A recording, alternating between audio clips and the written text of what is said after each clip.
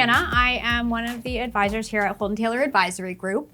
I'm just going to touch a little bit on the behavioral finance side of things. So if you guys have never heard of behavioral finance looks at your emotions, your feelings, and more than just the numbers to money. This line, I really liked it because it's a study of how real people make real decisions about their money in real environments. And all of these tend to be imperfect. It's not always easy to say, I'm not going to spend all this money or I'm going to stick to my budget. It doesn't always work that way because we're humans, we make mistakes, and we have biases. So there's some fun little facts that I really opened my mind to behavioral finance. One of my favorite facts is, did you know that if your neighbor wins the lottery, your chance of claiming bankruptcy rises? You don't win the lottery, your neighbor does, but you're more likely to go bankrupt. Only because you're trying to keep up with the Joneses, right? Yeah. Yeah, I found that a crazy stat. Sorry, can you guys see the presentation over from this side? I just want to make sure that you're good. Okay, great. And then the other one that kind of I thought was cool is you may actually spend more or buy more impulsively if stores use the word buy, like bye-bye, not B-W or B-U-Y, because it sounds the same. So psychologically, you might be tricked into buying more or impulsively buying with those words. It's little stuff like that that leads towards behavioral finance that you may not spend money logically. So we're gonna have a little bit of a fun here. So this is a QR code. We're gonna be using Slido for this. Totally fun, don't have to take it too seriously if you don't want to, but essentially you recently won the lottery and you now have $50,000. It's not a crazy lottery, it's just a little bit, but what would you guys choose to do with this money? If you guys don't want to scan the QR code, you can say it out loud, that's fine too. Anybody? No, it's only the one on the screen right now. Yeah, sorry, I can move if I'm in the way too. Yeah. And then once you submit your answer, you'll be able to see other people's answer, but I brought it up for you. Thank you. So we'll share some of the fun answers. I heard car loan somewhere, I think. Yeah. Car loan? Yeah. That's a good one, actually. We see this a lot with smaller inheritances. Inheritances, when we pay out some smaller claims, we're like, what are you going to do with the money? Well, and it's always a joke. When you're a financial advisor in the room, people come up to you and it says, I have this money. Should I invest it or should I pay off debts? I've had that conversation quite a few times. They always come up with that line. But again, this is the behavioral finance piece. Okay, so we have some. So yeah, we have pay off.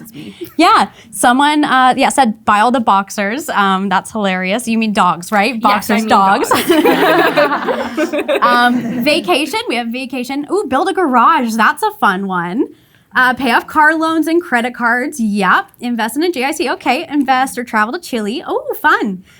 Pay off $700. Yeah. Debt. Get new windows. Yeah. It is the season for that, isn't it? Upgrade the house. Yeah. But there's many different answers that you can choose. And this next slide might be a little overwhelming, but there's a lot of questions to consider this. And so whenever somebody says, hey, should I invest it? Should I spend it? Should I save it? What should I do?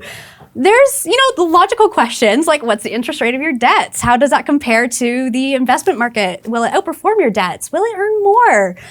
Does it impact your credit score? Does your debt impact it? And we look at those things, but we also look at how much do these debts weigh on you? Are you losing sleep because you have a car loan? That's important to consider. Do you feel like you're missing out on investment returns if you choose to pay off your debts? Are you gonna have regret if you do this? Will giving this to a loved one help them? Will it make you feel more satisfying to do that? Will spending it on yourself be life-changing, or are you just using it as a tool for fulfillment? There's many different questions you can ask on the soft side of things that are equally as important as some of these. We have some clients that we have prioritized their mortgage even though it wasn't the best financial situation for their plan. That's just how it goes sometimes. So, this is a fun quote by Adam Grant. I forgot I had this in here. So there might be some unpleasant emotions when we're going through the soft side because when you are emotional, you can feel shame, you can feel sadness, you can feel regret. There's a lot of negative emotions with money. So But unpleasant emotions are teachable moments ultimately. It's like touching a hot stove. They hurt so we don't miss the lessons. And dejection is a cue to figure out what went wrong. Anxiety can jolt us out of complacency. Righteous indignation can energize us to stand up for our principles.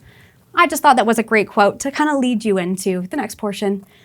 So I'm going to be talking about a little bit about biases, get to know them, how to work with them. I did not create this content. I have kind of related it to investments. That's where I'm coming in, but I have taken it from the Decision Lab. If you guys want to know more, we can pull this up later, but this is where I got all of the information that I'm going to be talking about from. So the first one that I'm going to go into is affect heuristic. This one I wanted to start on because it is what I've talked about. It's relying on your emotions rather than concrete information when making a decision. This isn't a bad thing. Sometimes taking those emotional decisions can help you in an intense situation. Your adrenaline kicks in, you need to do stuff, you need to make the decisions. You can make conclusions quickly and easily when you need to.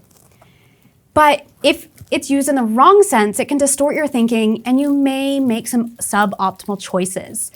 A lot of times we see this in investing when people want to invest in something trendy or they feel scared and want to change their investments. With the recent US election, you guys know Donald Trump has been loud since he's been elected. He's been talking about a lot of stuff. And a lot of the markets work on speculation because they hear him saying, I'm going to put tariffs on Canada or I'm going to put tariffs on Mexico. And people are making investment decisions because they don't want to be on the downside of that decision. They want to be on the upside. So they logically might get there, and that's okay. But if you're just doing it because you're scared you're going to be on the downside, that's not a really good reason. We want you to think critically, think about the decision you make, maybe talk to a professional and see what they say. So how do we avoid this? One of the tips I had was interacting with your future self. Think long term. If you're investing for 30 years, you may not have to try to get on the upside of Donald Trump's decisions. You could maybe just sit it out, and that's okay. Think about your future self and use words like future, long-term, self-control. It's not just about the right now. There's a big plan, and zoom out. And then the bandwagon effect. You guys have probably heard hopping on the bandwagon. This probably isn't new for a lot of people, but it's adopting certain behaviors or beliefs because many other people do the same. And again, it can be used quite naturally. When I'm at the airport or a new airport, I follow the crowd to get to baggage instead of saying, do I turn here or do I turn here? Because it's just easier. It's a decision I don't have to make. I can just follow the crowd. But it can override critical thinking as well. If you guys are curious about investing, you might have heard about the GameStop kind of situation that happened a few years ago. There's a big documentary on it. A lot of people kind of hopped on that bandwagon. And there's kind of a saying that we like to use in this industry is if you've gotten a hot tip from a friend or family member or something, when you hear it, it's probably too late. You're probably not on it at the same time when all the growths, you see it in crypto, a lot of people hopped on it really early. And then they got really excited because they've reaped all the benefits. Some people tried to reap the same benefits, but you can't do it. It's a little too late. So the bandwagon doesn't always help you. To avoid this, give yourself time when making a decision. That's really what happens with the bandwagon. It's a shortcut that people take to make a decision quickly and easily. So giving yourself time allows you to think about it a little bit more critically or give it more thought. Find an environment where you don't feel pressure. If your friend or family member is saying invest, invest, invest, invest, maybe being around them is not going to be the best for you. Find and consider options that go against the majority. This is one of my favorite. Try to be devil's advocate to these. See if they at least turn you off from that. You know, maybe, okay, no, this is the right decision I'm making, but find something that may go against the majority. Hyperbolic discounting. So this is the inclination to choose immediate rewards over rewards that come later in the future, even when these immediate rewards are smaller. And you guys see I have cute little marshmallows over to the side there. And this is because there's a really fun example. It's not investing related, but it's super cute. So some scientists or experimentists, they put some kids at a table and they put a marshmallow in front of them. And they went to leave the room and they said, if you don't eat this marshmallow while I'm gone, when I come back, I'll give you another one. And so they left the room for 15 minutes, might I add. That's a pretty long time for a kid. They left the room for 15 minutes and came back. Okay, some of you guys may have kids or have kids in your life. Would they have sat there for the 15 minutes and not eaten the marshmallow? No, they want the marshmallow, right? And that's just, they want the immediate reward. It's tangible. It's right in front of them. They also followed those kids. Yeah, they did follow those kids. And those behaviors translated into adulthood. Yeah, it was For the ones that fascinating. ate the marshmallow. Yeah, just a practice of delayed gratification, right? So this incentivizes impulsivity and your immediate gratification, as you guys can guess, but it does make us blind to the benefits of long-term decision making. I mean, I'm not gonna sit for, like, a marshmallow is not worth 15 minutes of my time, I'll put it that way. But you do have to consider long-term. If you have $25 in your hand, tangibly in your hand, would you go to the mall and spend it, or a grocery store and spend it, wherever you go, or would you choose to invest it? I mean, $25 is a small amount, but would you invest in your future, or would you just buy something right now? It's a little bit more tangible, and let's be real, like, humans suck at waiting sometimes, right? So yeah, it's hard to wait for the good because we don't see it. It's not tangibly right in front of us. So to avoid this, let's use words like future, long-term self-control. That sounds familiar because, again, this is quite emotional. You want the right now. And then there's a lot of tools. That's also one thing I wanted to touch on. There are a lot of tools to help you with this. Set up automatic payments if we're talking about investing. And if you're talking about other areas of your life, meal prep so you don't eat out all the time. There are tools that you can use to look at the long term and serve yourself in the long term. Loss aversion. Okay, this one is probably pretty obvious for money. People hate losing money, right? But as humans, we are actually skewed towards loss. This one I find fascinating because the emotional impact of a loss is felt more intensely than the joy of an equivalent gain. So if you had $100 and you're at the mall, you're shopping, it's Christmas season, you're out to get gifts. If you lose that money, it ruins your shopping experience because now your budget is maybe decreased by $100. It sucks. Okay, you're someone else in the mall and you find that $100. It's great. Not gonna change your shopping experience. You might spend it, you might save it. You might actually find the person that initially lost it because you understand the value of that loss. Loss aversion is great. It does naturally protect you from loss. If you had the 100, I bet you it's tucked away in your wallet. It's not just loose hanging out of a bag or something that you could lose it. It does naturally protect you. But on the flip side, it could keep you stuck, not growing and developing when needed. Because if you are susceptible to loss and you're scared of this loss, you might not make the decisions that you need to make to move forward because you're scared of that loss. It happens with money a lot. It happens with money all the time. And one thing that we do as professionals in this space, risk tolerances are super important. We look at each individual person and we say, how do you feel about this scenario happening and this scenario happening? And how long are you investing? And questions like that.